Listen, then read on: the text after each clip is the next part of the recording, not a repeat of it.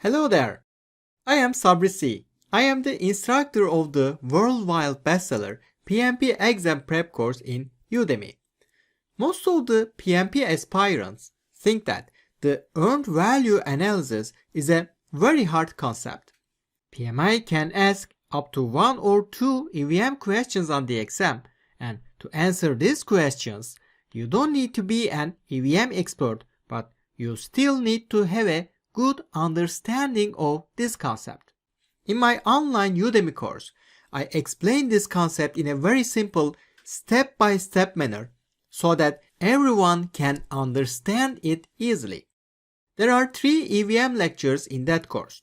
Last week, I published the first one here on my YouTube channel, and today I am publishing the second one. I will publish the last lecture soon, so subscribe to this channel and click on the bell icon to not miss that video. I also attached the link to our bestseller Udemy course below. By using that link, you can sign up, start studying, and get perfectly ready for the PMP exam. Let's start the second EVM lecture then.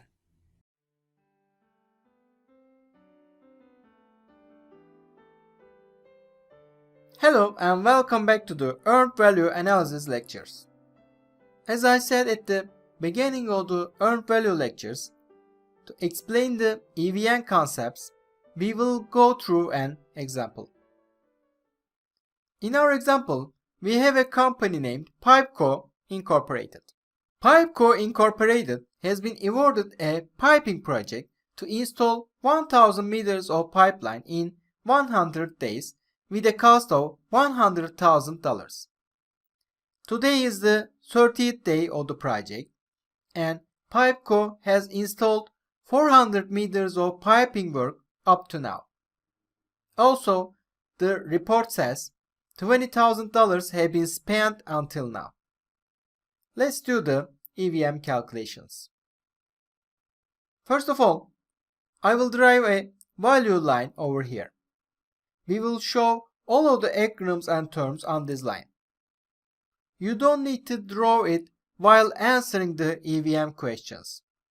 This is just for you to understand the concept better. In this example, we have some values we can use for earned value analysis. But before talking about them, let's make some assumptions. To manage the project and to compare the measured results, Pipeco should come up with a plan. In the plan, the company needs to come up with a schedule. Let's assume the company simply prepared the schedule to install 10 meters each day. This will give the result of 10,000 meters at the end of the 100th day. Now, the company needs to come up with cash flow. Pipeco prepared a cash flow so that the company will spend $1,000 each day. This will give the result $100,000 at the end of the 100th day. Now, what do we have here? We have the scope baseline, installation of 1,000 meters pipeline, the schedule baseline, which is 10 meters long pipeline to be installed each day, and the cost baseline, which is $1,000 to be spent each day. In the exam, if they don't give any information in the question, make your assumption like this. We know that these 3 baselines are known as the performance measurement baselines. Earned value analysis uses these 3 baselines to compare the actual results. This way, we can comment on the "how is our project going?" question. For example, if we talk about the cost, and if we spend $800 each day, this is good, since it is less than $1,000. Similarly, if we are installing 8 meters of pipeline each day, this is bad, because it is less than 10 meters, which we are supposed to install due to the schedule baseline. Earned value calculations help us to compare the actual results with our baseline so that we can answer the question, how is our project going? Now, since we know what earned value management does, let's go back to our example. In the example, it says, Pipeco is awarded for a cost of $100,000. Since this value also includes Pipeco's profit, normally we shouldn't say this is the budget for Pipeco. But to simplify the example, let's assume that Pipeco will not make any profit from this project. Therefore, this $100,000 is the budget of the company. BAC, budget at completion, is simply this budget value, $100,000. Let's draw BAC on our value line like this. Since today is the 30th day and since we assume we spent $1,000 each day, we should have been spent $30,000 up to today. This $30,000 is our planned value. Planned value is the estimated value of work planned as of today. We abbreviate the planned value as PV. We will draw PV on our value line like this. $20,000, which is what Pipeco has been spent until now, is called the actual cost. We abbreviate the actual cost as AC. Now, let's draw the actual cost on our value line. Until today, our company Pipeco has installed 400 meters of pipeline. According to our plan, how much money should be spent to install 400 meters pipeline? To answer this question, we need the cost per meter. Since we plan to spend $100,000 for 1,000 meters, each meter of the pipeline should cost us $100, which is $100,000 divided by 1,000 meters. Therefore, 400 meters of the pipeline should cost us $40,000. In other words, $40,000 is the value of the 400 meters pipeline. We call this $40,000 the earned value. Therefore, the earned value is the value of work done until now. Or we can say that it is the answer to the, according to the plan, how much money should we spend on the work until now question. EV is the abbreviation of the earned value. These are all of the values we get from the question. Now it is time to do the calculations. To show the earned value on our value line, I will color the boxes like this. Cost variance is the difference between the earned value and the actual cost. The formula is simply EV minus AC. This is the earned value minus the actual cost. On the value line, it will be represented with this red box. Earned value tells us, according to our plan, we should spend $40,000 until now to install 400 meters of the pipeline. Therefore, by subtracting the actual cost from the earned value, we find the difference between what we should spend and what we have spent. If this value is positive, it is good. We have spent less than what we should spend until now. Let's put the values into the formula. EV equals $40,000 and AC equals $20,000. Therefore, 40,000 minus 20,000 gives us $20,000, which is the cost variance. In other words, to install 400 meters of the pipeline, we have spent $20,000 less than what we have planned. The CV is greater than 0. Therefore, we have spent less than what we planned to spend. So, we are under the budget, and which is good. If the CV value had been less than 0, then this would not be good. Schedule variance is the difference between the earned value and the planned value. The formula is EV minus PV.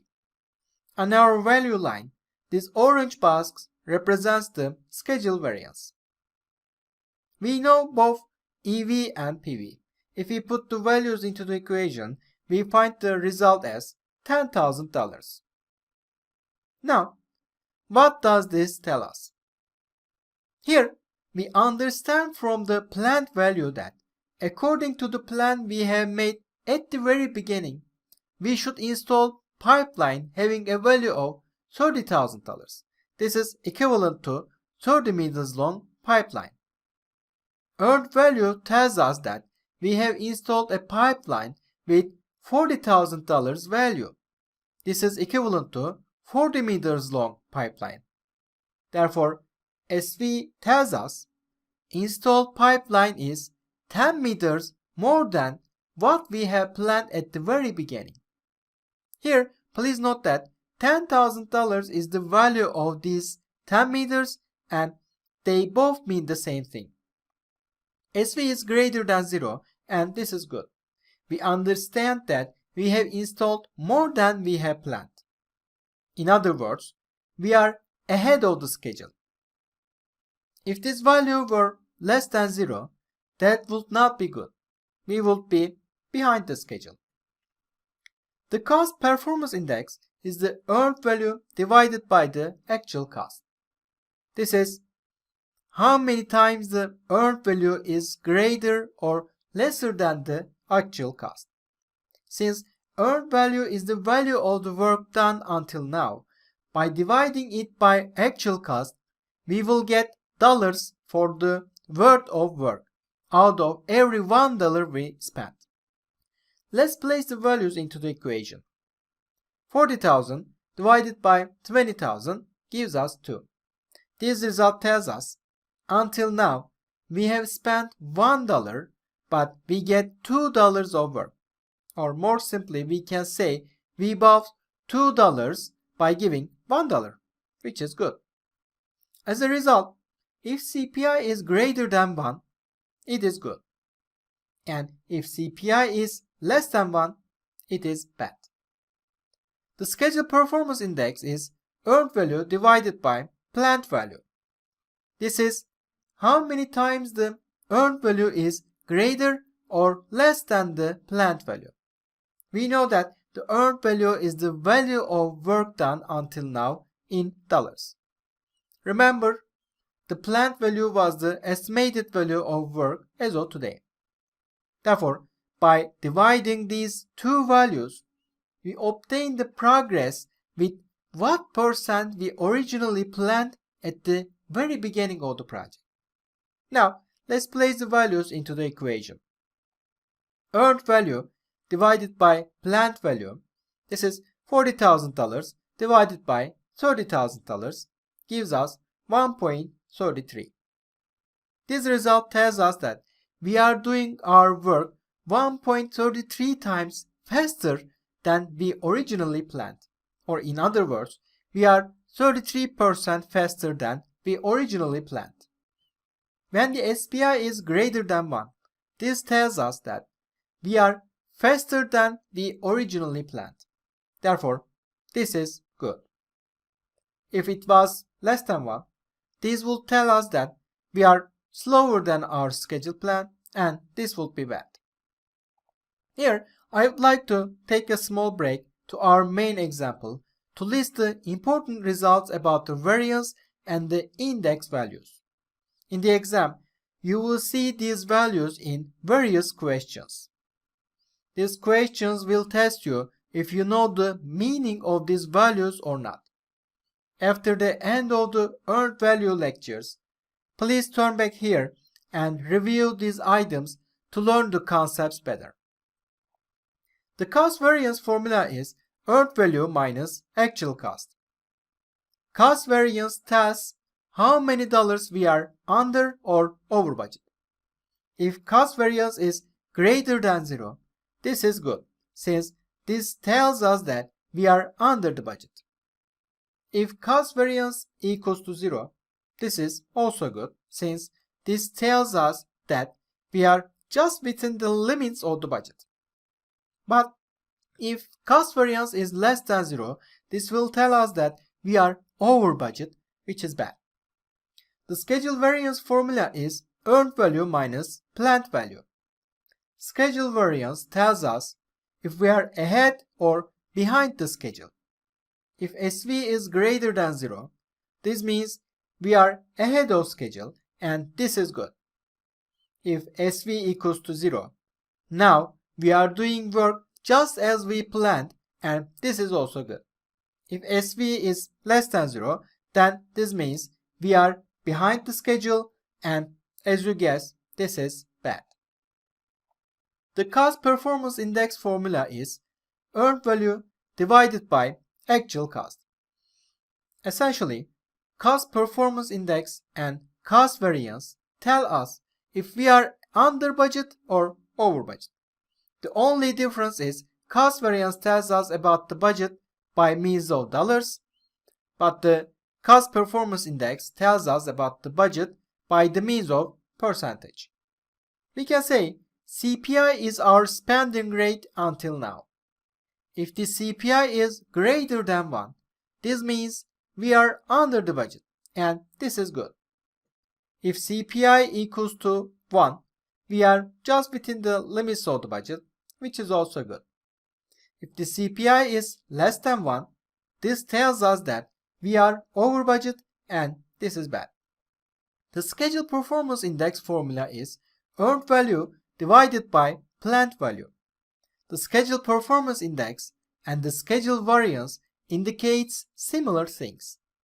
They both tell us if we are ahead or behind the schedule. But the schedule variance result is by the means of dollars and the schedule performance index results in percentage. The SPI value greater than 1 means we are ahead of schedule and this is a good thing. SPI equals to 1 means we are just on the schedule. We are doing work just as we planned. Therefore, this is also good. But if the SPI value is less than 1, this is bad since we are behind the schedule. Alright, up to here we have learned the basic principles for the earned value analysis. Now we are ready to talk about more advanced subjects. We will do it in the following lecture. I will see you there. Thanks for watching.